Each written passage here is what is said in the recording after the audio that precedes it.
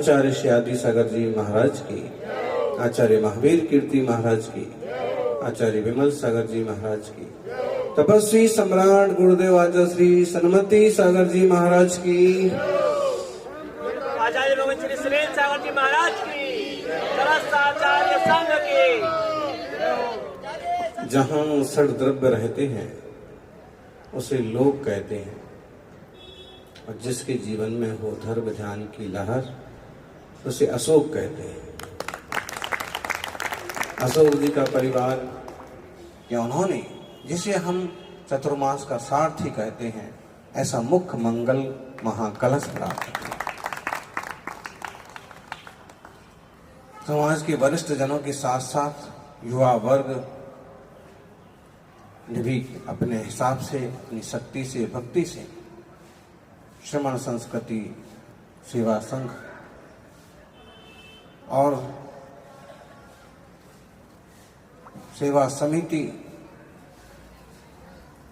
और मातृवर्ग ने भी अपने खूब अच्छे से भक्ति की है।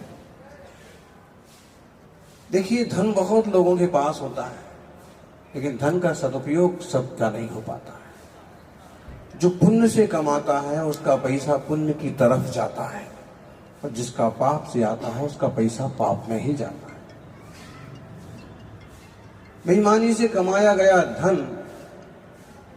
बियर बार में और घूमने फिरने में बर्बाद हो जाएगा,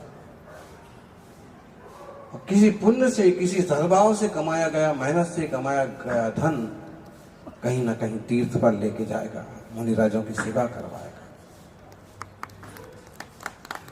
धन महत्वपूर्ण नहीं है, क्योंकि धन तो बहुत लोगों के पास आता है। महत्वपूर्ण है कि लगता कहाँ है, जाता कहाँ है।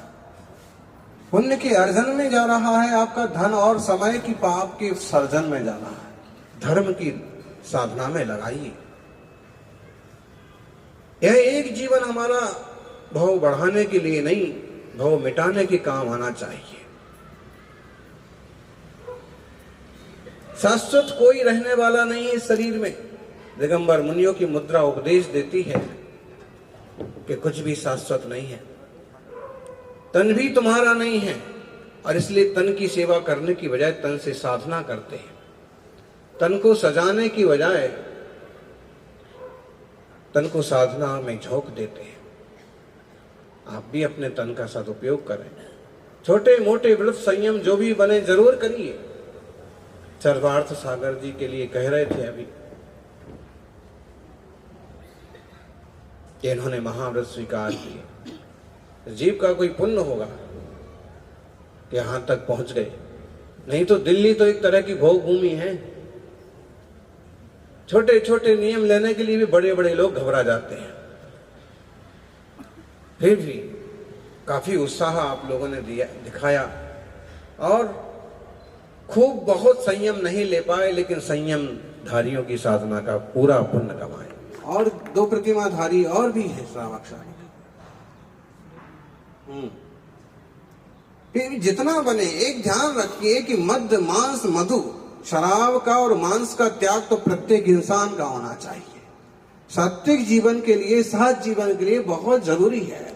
हम पहले ही बेहोश हैं, हमें पहले ही पता नहीं है कि कल्याण का मार्ग क्या है। उसके ऊपर और किसी व्यसन में पड़ गए तो गए काम से। अवसर हो मिलता है, तपस्वी का सानिध्य लीजिए, सत्संग कीजिए, और जो व्यक्ति आगे बढ़ चढ़ करके जो सेवा करता है उसको श्रेय आपको आप मिल जाता है, मिलता है जी। कितने बार आप लोग को लोग निगलेक्ट करेंगे, लेकिन आप करते ही रहेंगे तो लोग ऋषभ बिहार से चल करके भी आपकी प्रिया इंकलेब तक, आपके घर तक आएंगे। बस आप अपना काम करिए, काम से काम रखिए। यहाँ जैन श्रावक तो साधु संतों का आदर करते ही हैं। आम लोगों में भी साधुओं के प्रति एक तरह का प्रेम है, एक तरह की श्रद्धा है।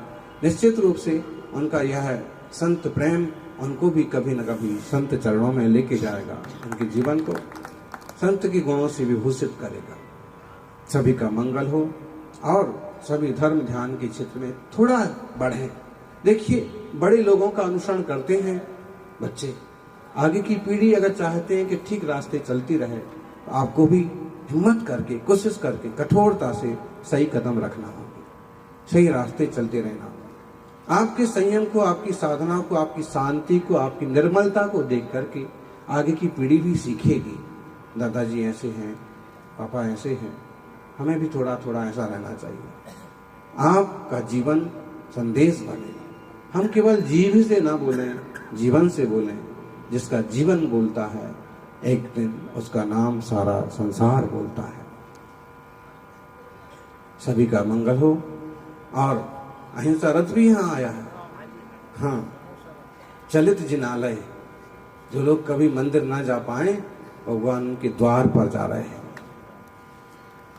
और फिर भी दर्शन न कर पाए।